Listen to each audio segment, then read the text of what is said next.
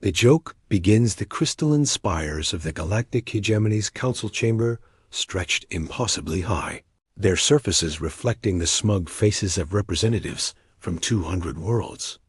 Ambassador Velthic of the Zephyrian Empire adjusted, his ceremonial plates with a sound like grinding stone, his four eyes focusing on the holographic display showing Earth's formal application for membership.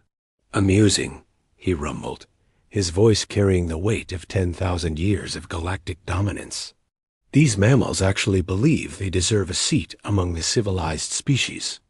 Laughter rippled through the assembly. The crystalline collectives.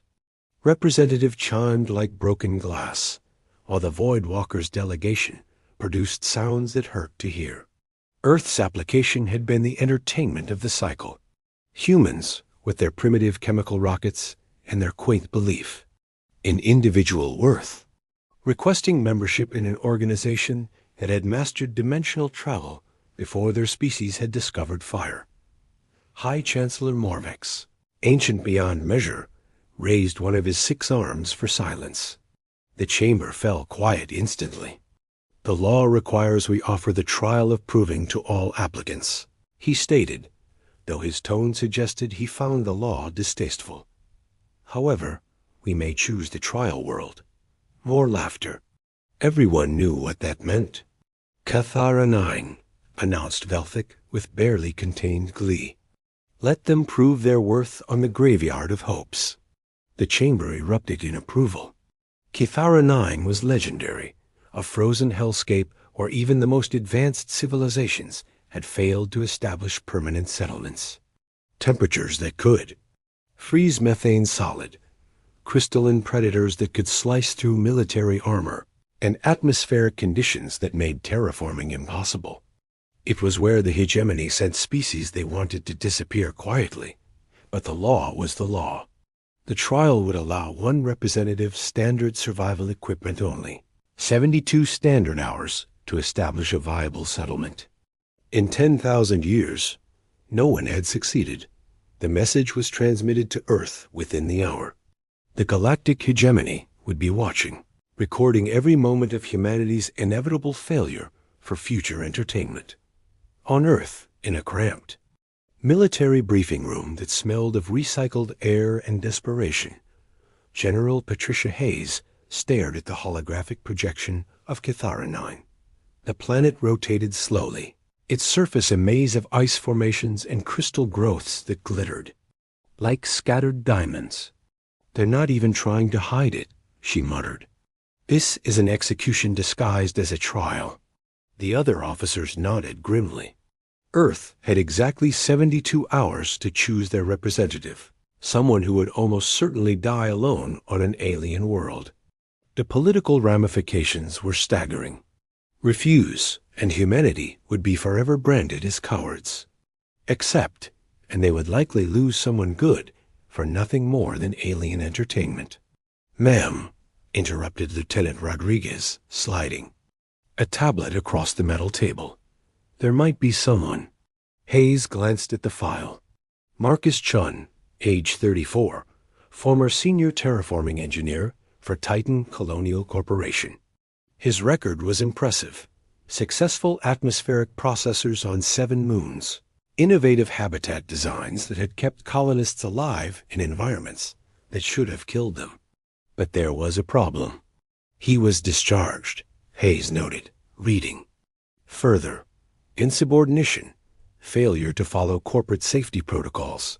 He kept refusing to cut corners, Rodriguez explained. Said the company was more interested in quarterly profits than keeping people alive. He was right. 3 of their installations failed after he left.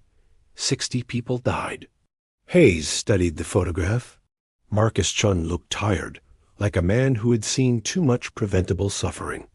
His dark eyes held a sharpness that suggested he missed nothing, and there was something in his expression that spoke of quiet determination.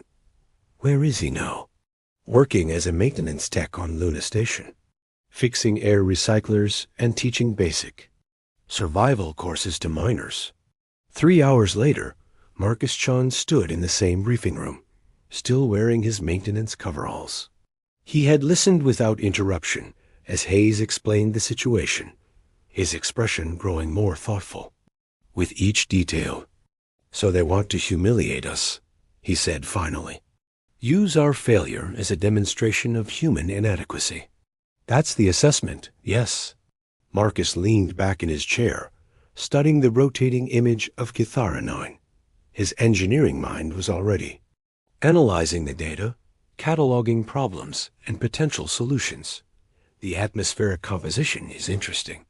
High nitrogen, trace oxygen, but those crystal formations suggest some kind of geological activity. Underground heat sources, maybe? "Sean, you need to understand," Hayes said carefully. "This isn't a rescue mission. We can't extract you if things go wrong. The hegemony's rules are absolute. 72 hours, success or failure. Or death," Marcus added calmly. "Or death." Marcus was quiet for a long moment, then smiled slightly. "General, I've spent 15 years keeping people alive in places that wanted to kill them. The only difference here is that the audience has tentacles." 24 hours later, Marcus Chun sat strapped into a single-occupant descent pod, racing toward the surface of Kithara 9. The hegemony had provided basic survival equipment as required.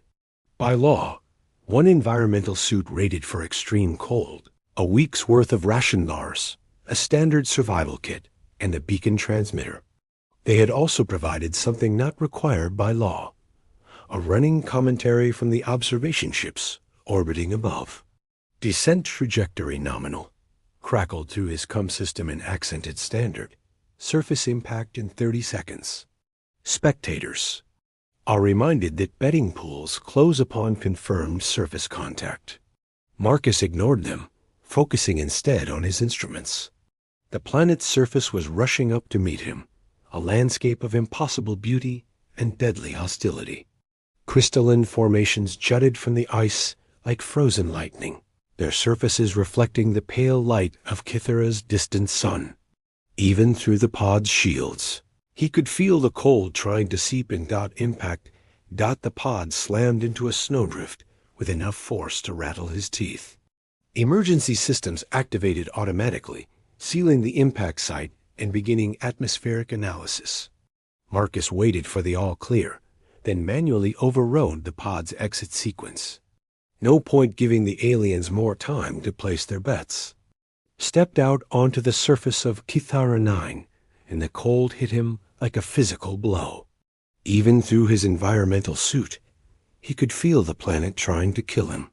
The air was thin enough that breathing was a conscious effort, and the wind carried ice crystals sharp enough to etch patterns in his faceplate. But Marcus Chun had been in worse places. He spent the first hour methodically surveying his landing site, ignoring the drone cameras that buzzed around like mechanical flies. The aliens wanted a show, but he had work to do. The landscape was more complex than the orbital scans had suggested. The crystalline formations weren't random. They followed patterns that suggested underlying structure. "Geological activity," he murmured into his suit's recorder, partly for his own notes and partly because he knew the aliens were listening.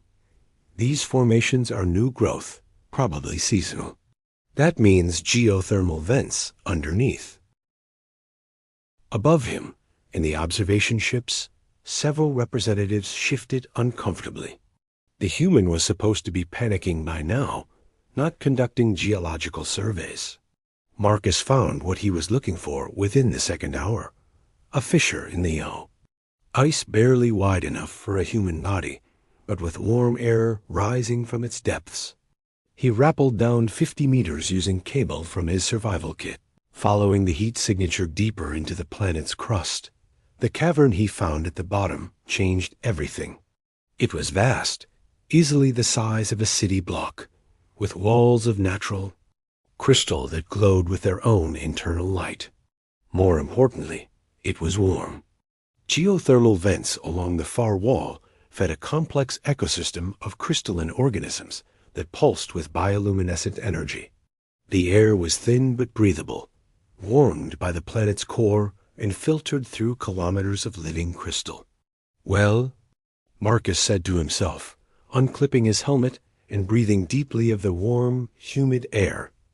This changes the game entirely. Above ground, the observation drones circled an empty landscape, their cameras recording nothing but wind-blown snow.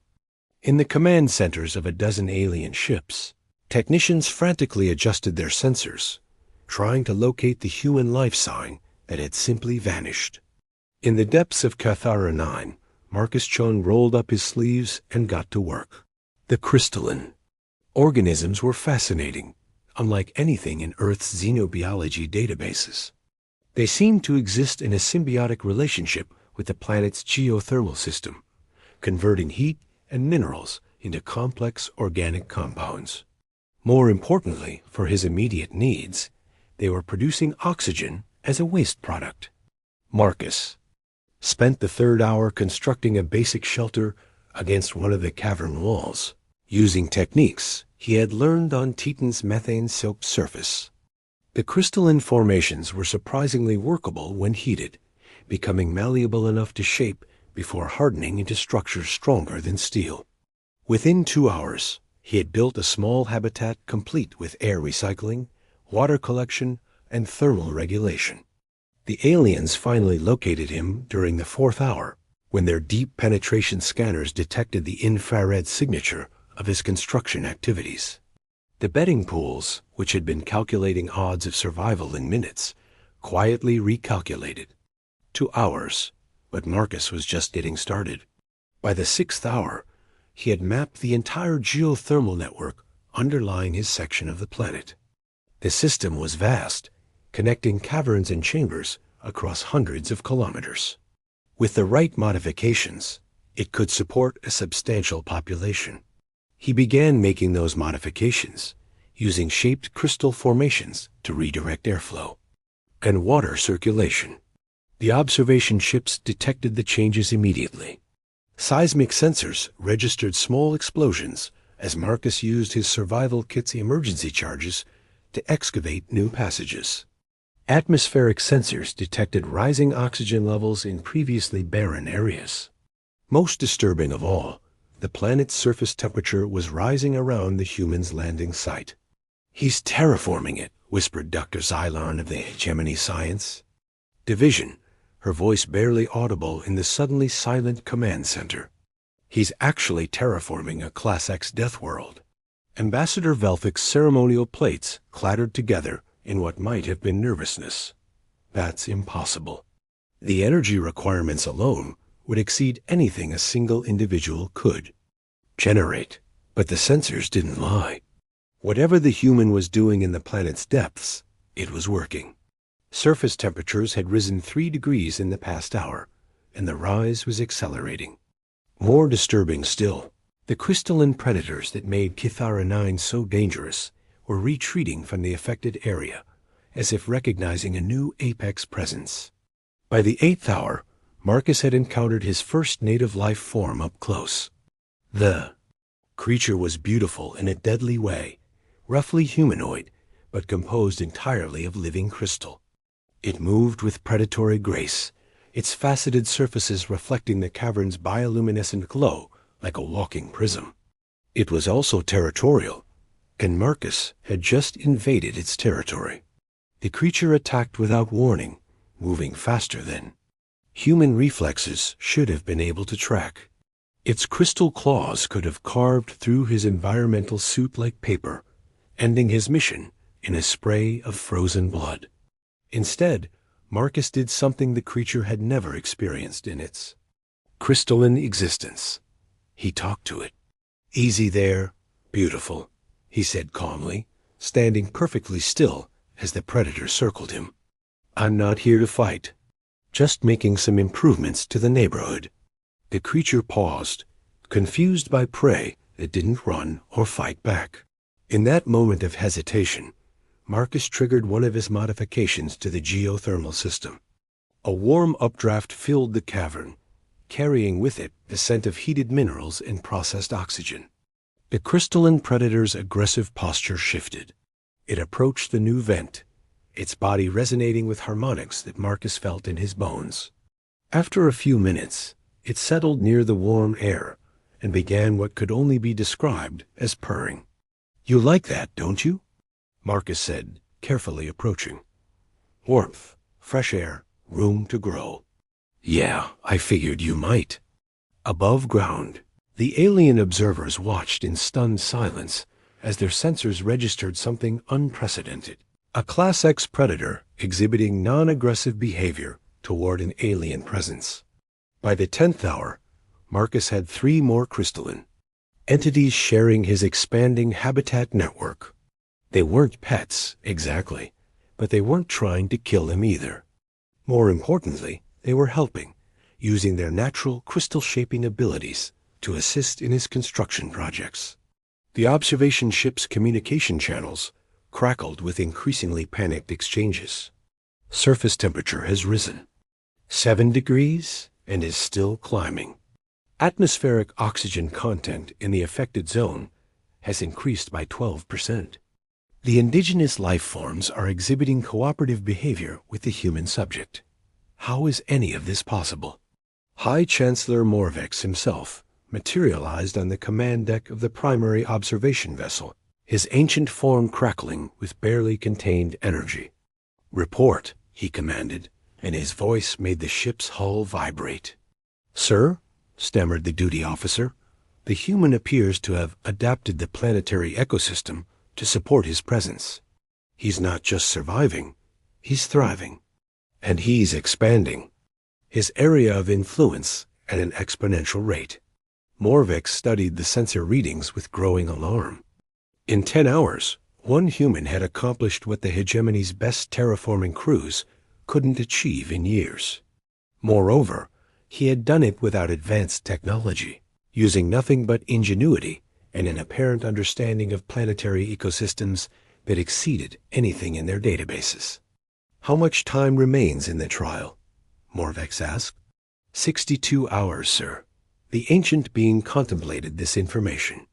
If the human could accomplish this much in 10 hours, what could he achieve in 62 more? Down in the depths of Cathara 9, Marcus Chon took a short break from his work to eat one of his ration bars and admire his accomplishments. The cavern system now boasted comfortable living spaces, efficient air and water recycling, and a growing population of crystalline entities that seemed genuinely pleased with the improvements to their habitat. He checked his chronometer. 62 hours remaining. "Well," he said to his crystalline companions, who resonated harmoniously in response, "let's see what we can really accomplish with some time to work." Above him, the observation ships maintained their vigilant watch, but the laughter had stopped. The joke, it seemed, was on them. The planet yields by the 20th hour. Marcus Chun had stopped being a curiosity and become a crisis. The geothermal modifications he had made to Cathara 9's underground network were cascading across the planet's surface. What had begun as localized warming around his landing site now extended in a rough circle nearly 50 kilometers in diameter.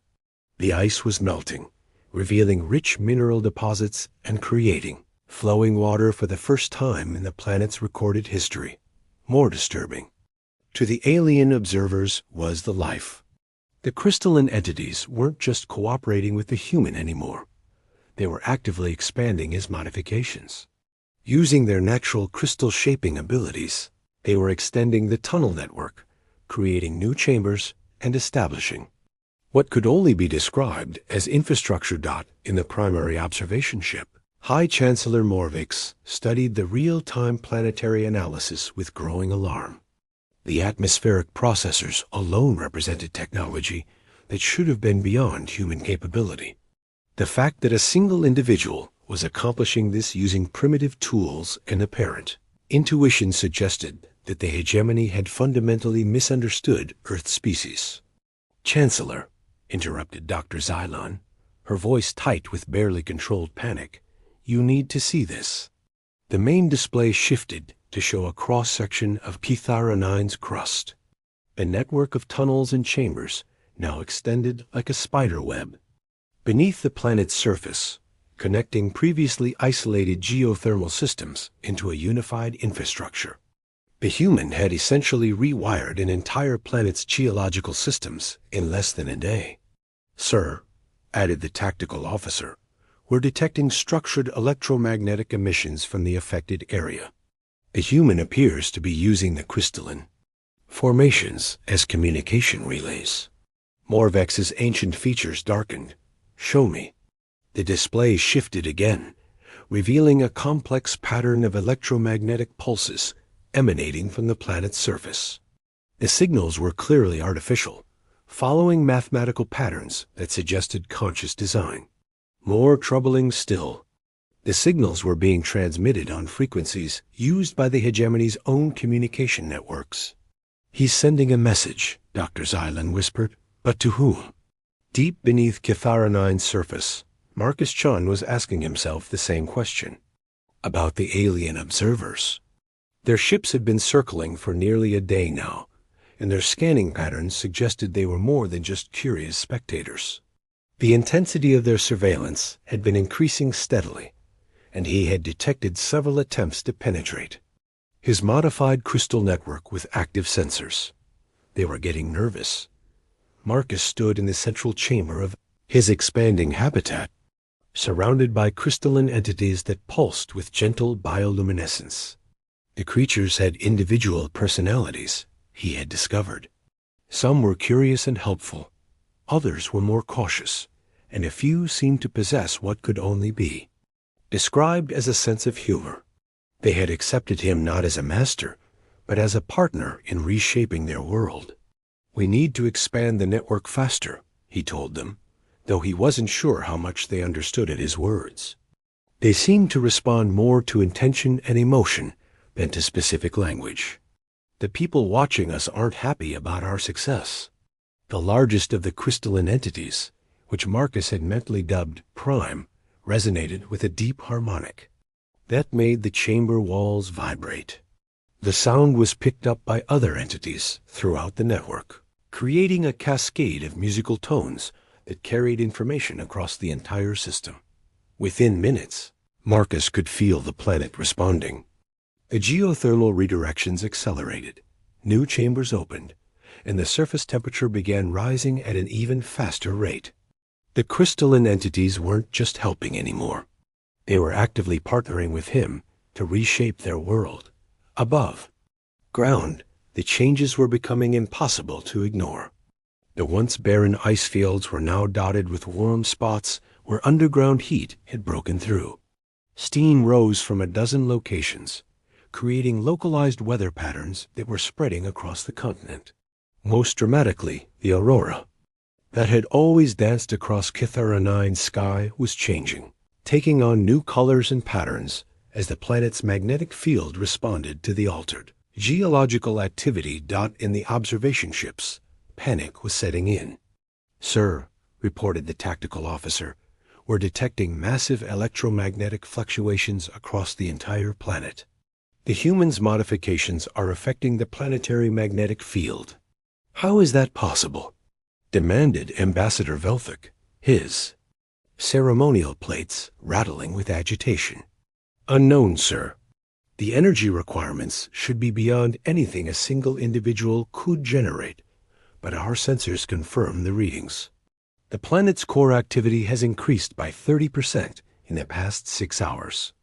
High Chancellor Morvex made a decision that would haunt him for the rest of his extended existence. "Initiate Protocol 7. Prepare to terminate the trial." Dr. Xylon turned sharply. "Sir, that's against hegemony law.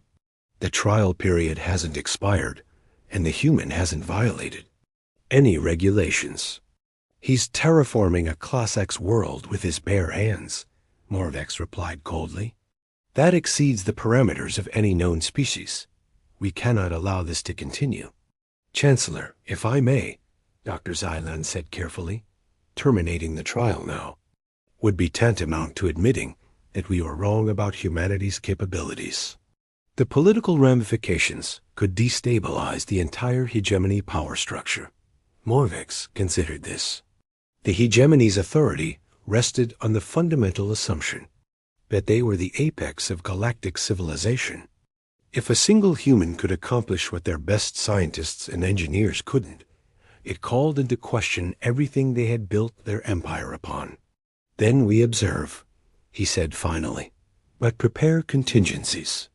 If this human success threatens hegemony stability, we will act." 40 hours into the trial, Marcus Chon made his first major mistake. He got ambitious. The crystalline network now extended across 3 continents, connected by deep thermal channels that carried heat and nutrients throughout the planet's crust. The surface transformation was accelerating, with vast areas of ice giving way to flowing water and the first signs of vegetation as dormant spores awakened in the warming soil. But Marcus wanted more. He wanted to prove that humanity deserved not just membership in the galactic community, but respect. He wanted to demonstrate that human ingenuity could accomplish what alien technology couldn't. So he decided to activate the entire planetary network at once. The plan was elegant in its simplicity. By simultaneously opening all the thermal channels he had constructed, he could raise the planet's average temperature by 10 degrees in a matter of hours.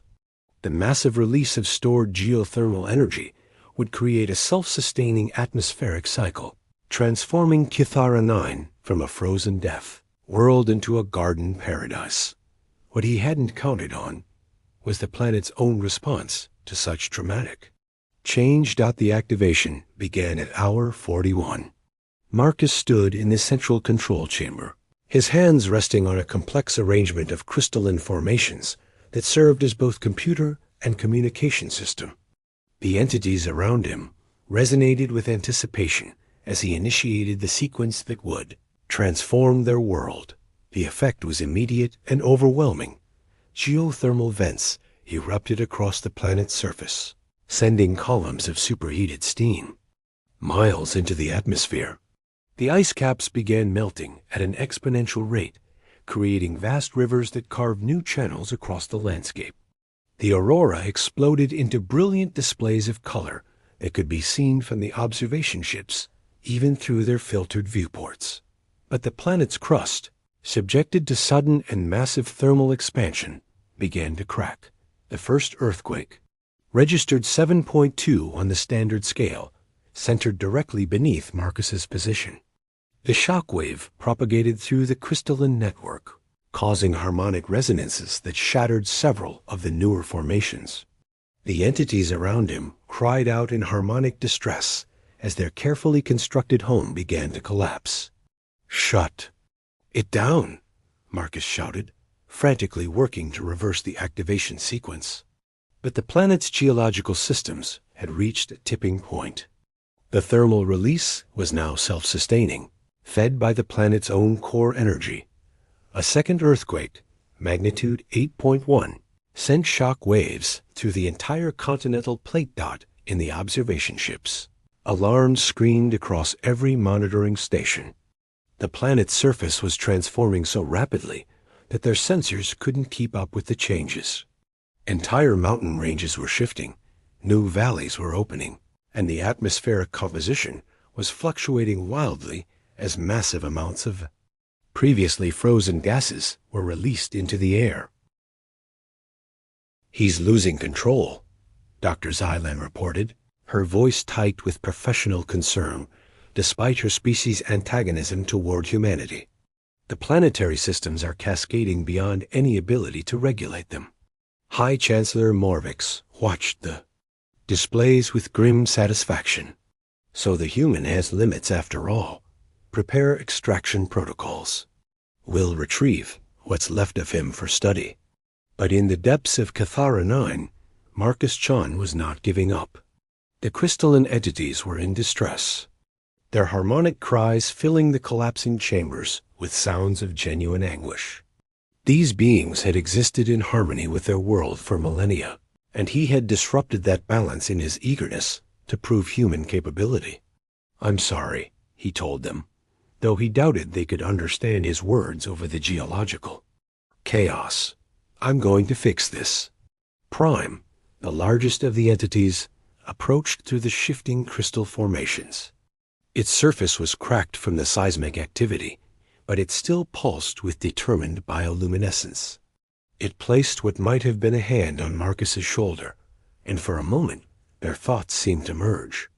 In that instant of connection, Marcus understood something profound about the planet and its inhabitants. They weren't just living beings. They were integral parts of Kithara 9's geological systems. They had evolved not to survive the harsh conditions, but to regulate them. The crystalline entities were living planetary management systems, maintaining the delicate balance between the planet's violent core and its frozen surface. And he had just shattered that balance. But in the shared moment of understanding, Marcus also grasped something else, the solution. Instead of trying to control the planet's systems from the outside, he needed to work with them from within. The crystalline entities weren't just tools to be used. They were partners whose natural abilities could complement human engineering in ways neither species could achieve alone. Together, he said, and Prime's harmonic response indicated understanding. What followed was the most complex engineering project in human history, conducted under conditions that would have killed most people in minutes. Working with the crystalline entities, Marcus began rerouting the runaway thermal reactions, not by shutting them down, but by redirecting them into controlled channels. The entities used their natural crystal shaping abilities to create new formations that could channel and regulate the massive energy flows. Marcus applied human engineering principles to optimize the network topology, creating feedback loops and pressure release valves that could handle the planet's violent forces without being overwhelmed by them. It took 6 hours of constant work while the planet shook itself apart around them. Several times, the control chamber nearly collapsed, saved only by the entity's ability to reinforce the crystal structures faster than the earthquakes could crack them. Marcus pushed himself beyond exhaustion, sustained only by adrenaline and the knowledge that failure would mean death not just for himself, but for the beings who had trusted him. At hour 47, the seismic activity began to stabilize. At hour 48, the atmospheric fluctuations settled into predictable patterns. At hour 49, Marcus Chon and his crystalline partners had successfully created the first human-alien collaborative terraforming project in galactic history. The observation ships detected the stabilization immediately. What had been chaotic destruction was now controlled transformation. The planet's surface was still changing, but following predictable patterns that suggested conscious design rather than geological catastrophe. "How?"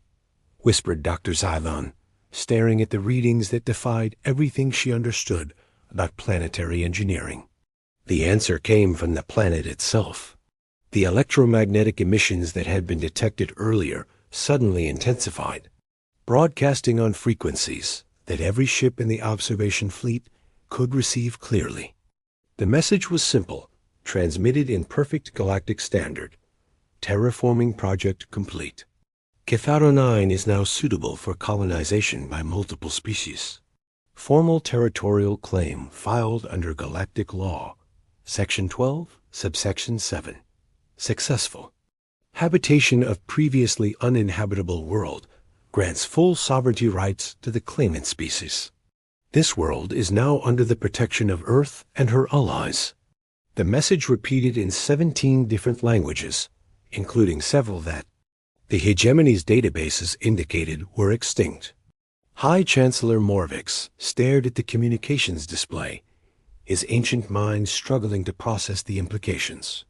In 50 hours, one human had not only survived a Class X death world, but had claimed it as sovereign territory.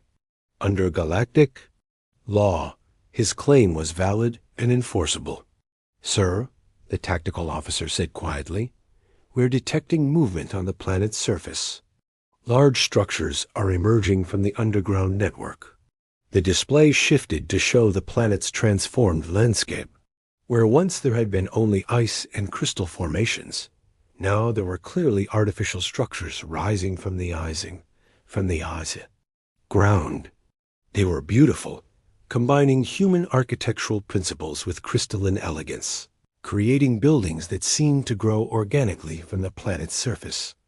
And they were big enough to house millions.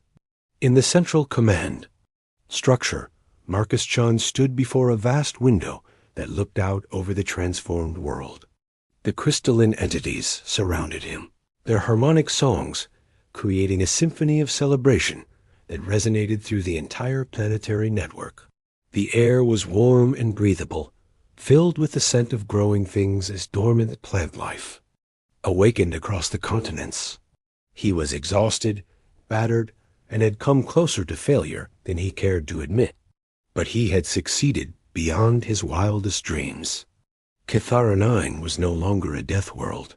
It was a garden, a place where multiple species could thrive together.